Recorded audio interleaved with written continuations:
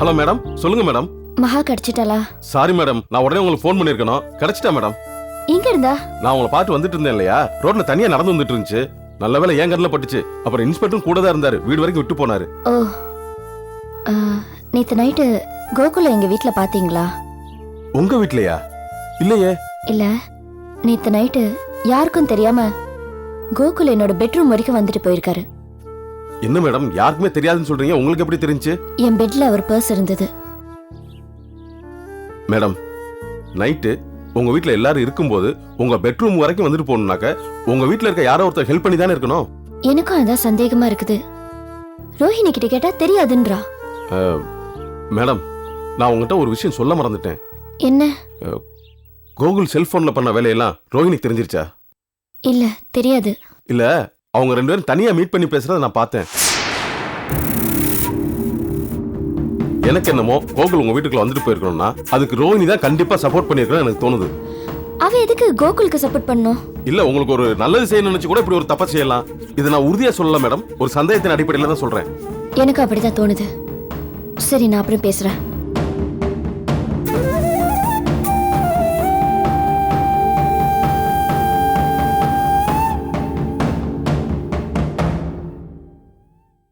ஏய், உன்கிட்ட நான் பேசணும்.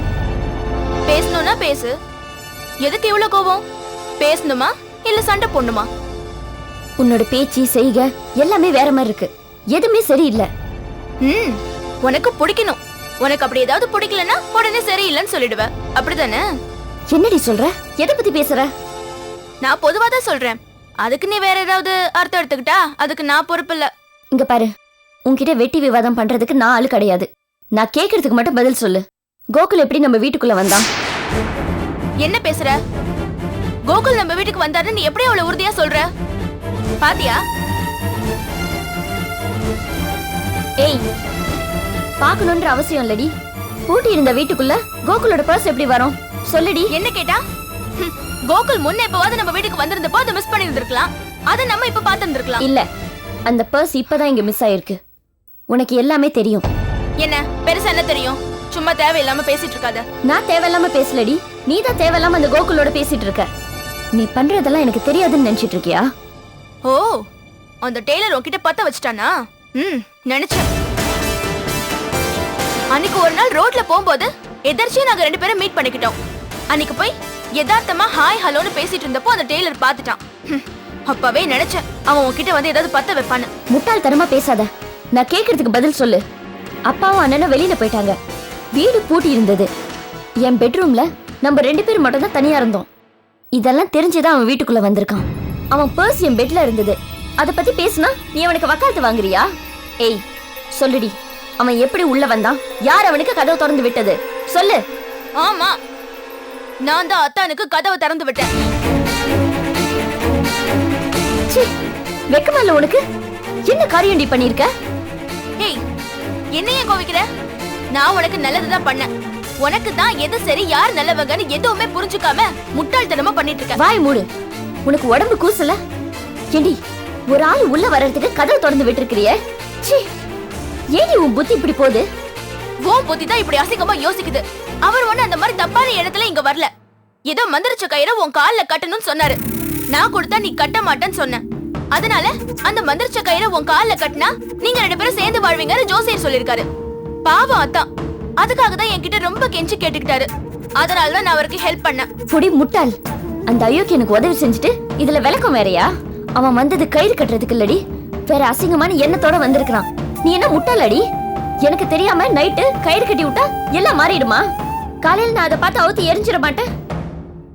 அவனோட எண்ணமே வேறடி. உன்கிட்ட கயிறு அது இதுன்னு சொல்லி ஏமாத்தி இருக்கிறான். நீ தான் அந்த டெய்லர் பேச்ச கேட்டுக்கிட்டு அத்தானை எப்பவுமே தப்பாவே நினைச்சிட்டு இருக்க. நான் அவரை சரியா புரிஞ்சிட்டு இருக்கேன். நீ என்னதான் வேண்டாம் பிடிக்கலன்னு வெறுத்து ஒதுக்கினாலும் அவர் ஒன்னையே நினைச்சு வாழ்ந்துட்டு இருக்கிற மனுஷன். நீ தான் அவரோட அன்பை சரியாவே புரிஞ்சுக்கல. ஆனா நான் புரிஞ்சுக்கிட்டேன். அதனாலதான் அவருக்கு ஹெல்ப் பண்றேன். உனக்கு என்னடி தெரியும் அந்த அயோக்கியனை பத்தி? அவன் எவ்வளவு அசிங்க பிடிச்சவன் எனக்கு தாண்டி தெரியும். உனக்கு அவனோட முழு சுயரபம் தெரியாது. நான் சொன்னதோட நான் மறைச்சது தாண்டி அதிகம். முட்டாள். இப்படி தப்பு தப்பா ஆட்களை எடை போட்டு தாண்டி ஒரு அயோக்கியம் கிட்ட ஏமாந்த.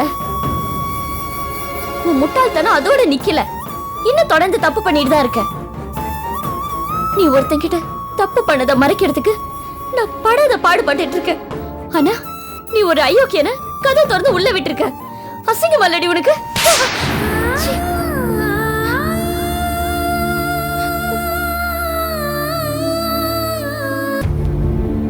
மாப்பிள, என்ன முகம் வாடி இருக்கு?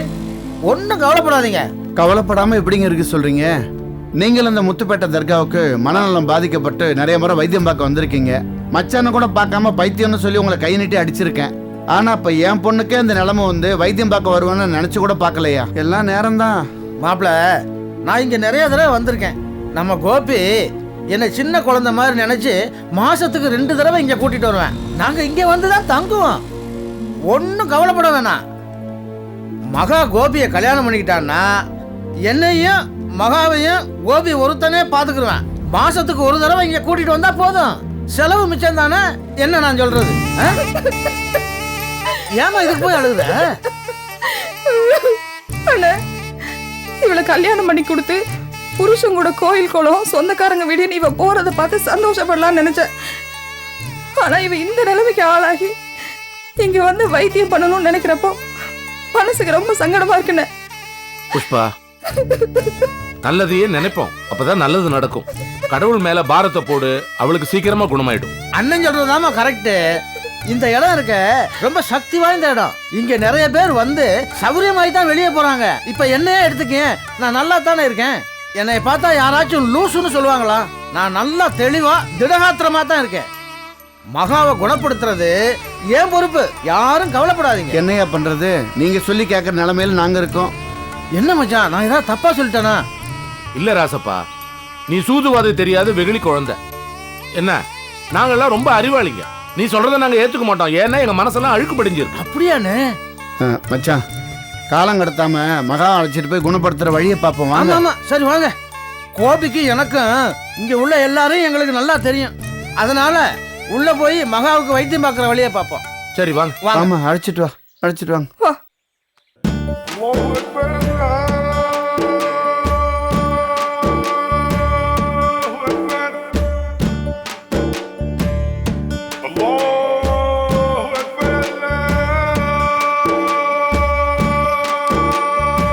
தர்காவை ஒரு சுத்தி வாங்க, அப்புறம் வந்து ஃபாத்தியா ஓதலாம். போலாம்.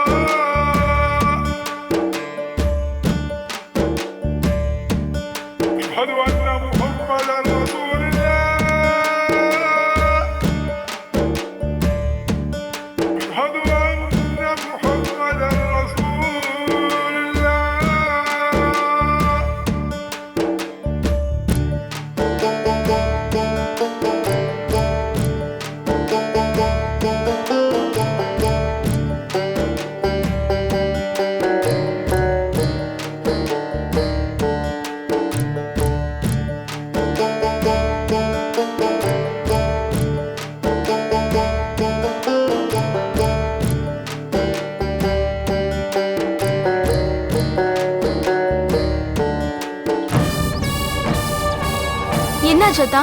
இதுக்கு போன்ல அவ்வளவு கோவமா வர சொன்னீங்க? உங்க அப்பா எதுவும் உங்ககிட்ட சொல்ல? இல்லையே. ஏன்? நேத்து உங்க வீட்டுக்கு வந்திருந்த போது என் பர்ஸை நான் அங்க விட்டுட்டேன். ஆமா, அத மலர் கண்டுபிடிச்சு எடுத்துட்டா. இன்னைக்கு காலையில கூட இதே பிரச்சனை தான். நீதான் கதவை திறந்து விட்டேன்னு என்கிட்ட ஒரே சண்டை. அது சரி, அந்த பர்ஸ் எப்படி உங்க அப்பா கைக்கு போச்சு? அத மலர் தான் கொடுத்தா. ஏன் ரோஹிணி, இவ்வளவு பெரிய விஷயம் நடந்திருக்கு, எனக்கு ஒரு ஃபோன் பண்ணி சொல்ல மாட்டியா? சாரி அத்தா. என்னாச்சு? என்ன ஆச்சா?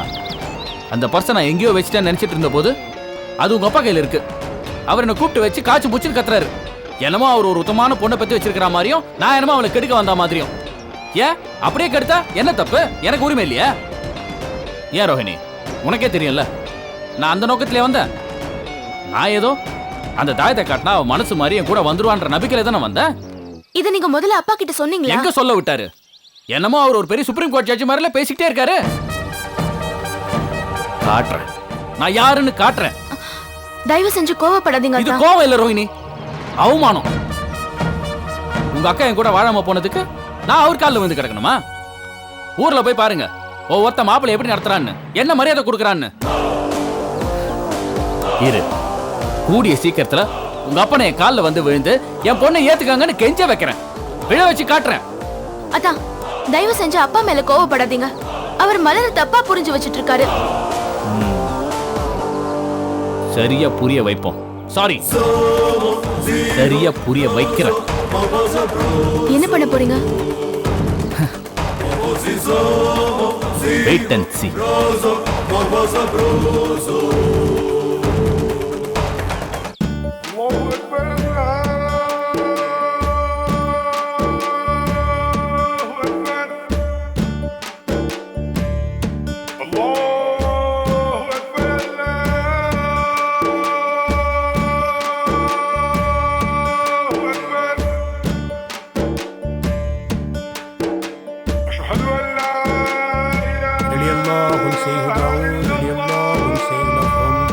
آمين بسم الله الرحمن الرحيم الحمد لله رب العالمين اللهم صل على سيدنا نبينا مولانا محمد وبارك وسلم عليه اللهم إنا دعينا معك إليك مولانا سيدنا ودول يوما اغفر لنا وارحمنا بجاهه يا ودود اللهم يا أشهد أن محمدا رسول الله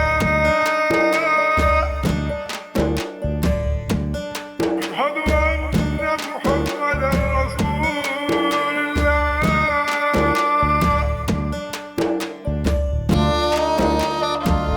வா, இவருக்கும் பண்ணிருங்க. உட்காருங்க, உட்காருங்க.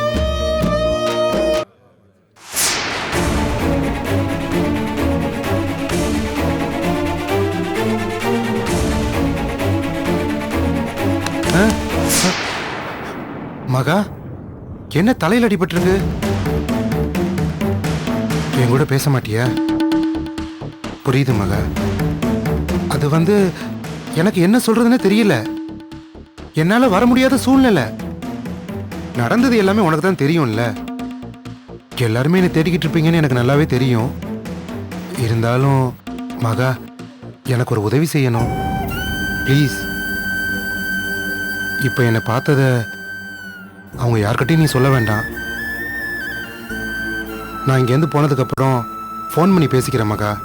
இந்த சூழ்நிலையில் என்னால் அவங்களையெல்லாம் பார்க்க விருப்பம் இல்லை. போடா லூசு குண்டா. ஏன் மகா அந்த மாதிரிலாம் பேசுற? என்னாச்சு உனக்கு? மாப்ள, ஆ, என்ன மச்சான். ஆச்சரியமா இருக்கு, நீங்க எங்க இருக்கீங்க? என்னண்ணே இல்ல, போயிட்டு மச்சான். ட்ரெஸ் போட்டுருக்கீங்க, ஆஸ்பத்திரியில் வேலை செஞ்சுட்டீங்களா? அதெல்லாம் ஒன்றும் இல்லை, டிரைவரா வேலை பார்க்குறேன். ஓ, இந்த வேலைக்கும் ட்ரெஸ் ஃப்ரீயா தராங்களா? சும்மா இருக்கிறியா? நல்ல வேலை நீங்க இங்க வந்துட்டீங்க. எல்லாரும் ஒண்ணா சாமி கும்பிட்டு ஒண்ணா வீட்டுக்கு போலாம். இல்லை மச்சான், நான் உடனே கொஞ்சம் அவசரமா கிளம்பணும். என்னது கிளம்பணுமா? நீங்க வர அப்பா ஐயோ, மகேஷ் மச்சான். வா, யார் இல்ல, வந்தீங்கன்னு பாரு. இங்க வா. ஐயோ, என்ன மச்சான், நான் நீங்க? சொன்னா புரிஞ்சுக்கிறேன். பேசாம இருண்ணே. மகேஷ், இங்க வா. நீ வா மகேஷ். மகேஷ்,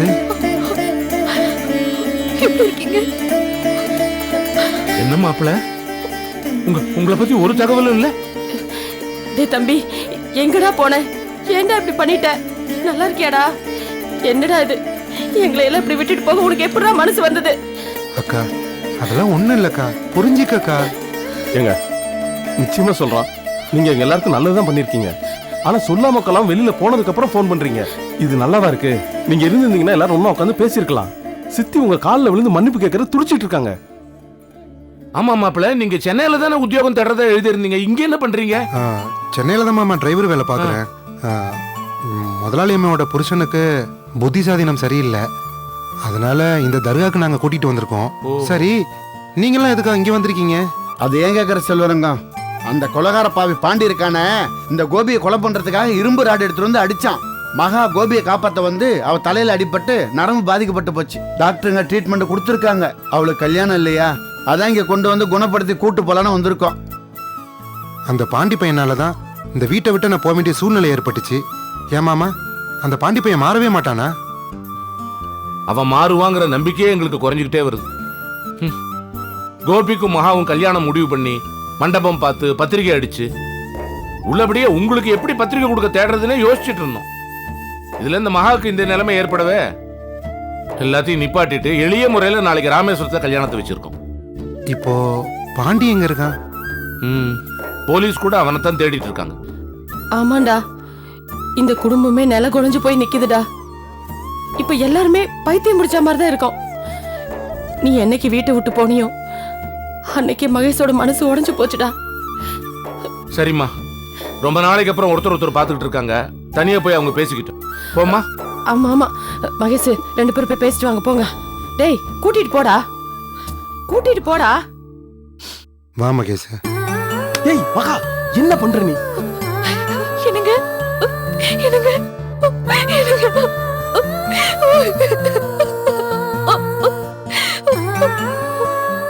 எப்படி இருக்கீங்க? நல்லா இருக்கீங்களா? என்ன மறந்துட்டீங்கல்ல? என்ன விட்டு நீ எப்படிங்க போனீங்க? அப்படியெல்லாம் சொல்லாத மகேஷ். உன்னை எப்படி மகேஷ் நான் மறப்பேன்? தயவு செஞ்சு அப்படி சொல்லாத மகேஷ். சத்தியமா சொல்றேன் மகேஷ், உன்னை நான் நினைக்காத நேரமே இல்லை. நீ என் பக்கத்துல இல்லைங்கிற நினைப்பு தான் எனக்கு அதிகமா இருக்கும் மகேஷ். அப்புறம் எதுக்கு என்ன விட்டுட்டு நீங்க இருக்கணும்? கிளம்பி வாங்க, நம்ம போயிடலாம். சூழ்நிலை தான் காரணம் மகேஷ், புரிஞ்சிக்க. என்ன பெரிய சூழ்நிலை? என் சூழ்நிலை என்னன்னு உங்களுக்கு தெரியுமா? இப்ப நான் முழுகாம இருக்கேங்க. மகேஷ்